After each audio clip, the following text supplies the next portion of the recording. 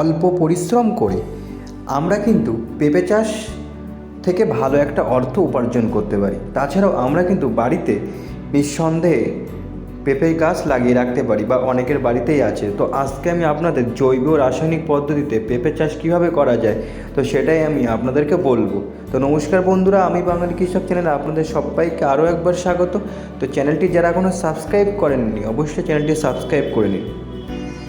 তো সর্বপ্রথম পেঁপে চাষ করতে গেলে যদি আমরা বাড়িতে চাষ করি তাহলে আমরা কি কীটনাশক স্প্রে করতে পারি। পেঁপে গাছে সাধারণত সবথেকে বেশি যে রোগটা লাগে সেটা হলো পেঁপে গাছে দাগ দাগ করে দেওয়া। আপনারা ভিডিওটা একটু জুম করলে দেখতে পাবেন একটা পেঁপেতে কিন্তু দাগ দাগ হয়ে আছে। তো এই দাগ দাগটা কেন হয়? রস চুষে খাওয়া পোকা এই পেঁপের ওপরে রসটা চুষে খায়, এই জন্য এই দাগগুলো কিন্তু চলে আসে। এছাড়াও নানান রকম চুষে খাওয়া যেসব পোকাগুলো এই পেঁপের ওপরে লাগলে কিন্তু এই ধরনের রোগ সৃষ্টি হয়। তো যারা জৈব পদ্ধতিতে চাষ করতে চাইছেন তো তাদের জন্য বলবো যে রস চুষে খাওয়া পোকার হাত থেকে বাঁচতে গেলে আপনারা কি স্প্রে করবেন। তো যে কীটনাশকটি স্প্রে করবেন বা আমি স্প্রে করি সেটা আপনাদেরকে আমি দেখাচ্ছি। এটা একদমই জৈব ওষুধ, সেটি হলো কাকা। অনেক দিন আগে থেকেই এটি কিন্তু খুব ভালো একটি কাজ করে আসছে। তো এই কাকা আমরা নিঃসন্দেহে ব্যবহার করতে পারি। এটা একদমই জৈব ওষুধ। এটি আমরা 15 লিটার ব্যারেলে 15 ml দিয়ে স্প্রে করতে পারি। এরপর বলি যে পেঁপে গাছে যদি লেদা পোকা লেগে যায় তখন তো কাকাতে যাবে না, তখন আমরা কি স্প্রে করতে পারি তো সেটা আমি আপনাদেরকে দেখাচ্ছি। প্রহরী প্লাস এটাও কিন্তু একদমই জৈব ওষুধ। এটা আমরা 15 লিটার ব্যারেলে কিন্তু 15 ml মিশিয়েই স্প্রে করতে পারি।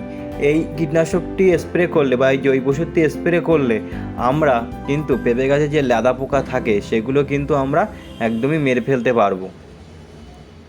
অনেকে আমরা বাড়িতে কিন্তু কীটনাশক স্প্রে করতে চাই না রাসায়নিক, সেই ক্ষেত্রে আমরা জৈব ওষুধ কিন্তু এই দুটি স্প্রে করলেই কিন্তু আমাদের পেঁপে গাছ কিন্তু সুরক্ষিত থাকবে। এরপর বলি যারা ব্যবসা ভিত্তিক চাষ করছেন তো তারা কি স্প্রে করবেন। রস চুষে খাওয়া পোকার জন্য আমরা ইউপিএল কোম্পানির ল্যান্সার গোল্ড এই কীটনাশকটি নিঃসন্দেহে ব্যবহার করতে পারি। এর ডোজ হচ্ছে 15 লিটার ব্যারেলে 20 গ্রাম। এটা আমরা রস চুষে খাওয়া পোকার জন্যে ব্যবহার করতে পারি এবং খুবই ভালো কাজ করে। এরপর বলি পোকার জন্যে আমরা কি ব্যবহার করতে পারি।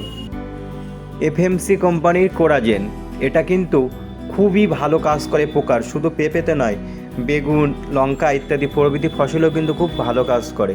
এটা আমরা 15 লিটার ব্যারেলে 10 ml দিয়ে মিশিয়ে স্প্রে করতে পারি।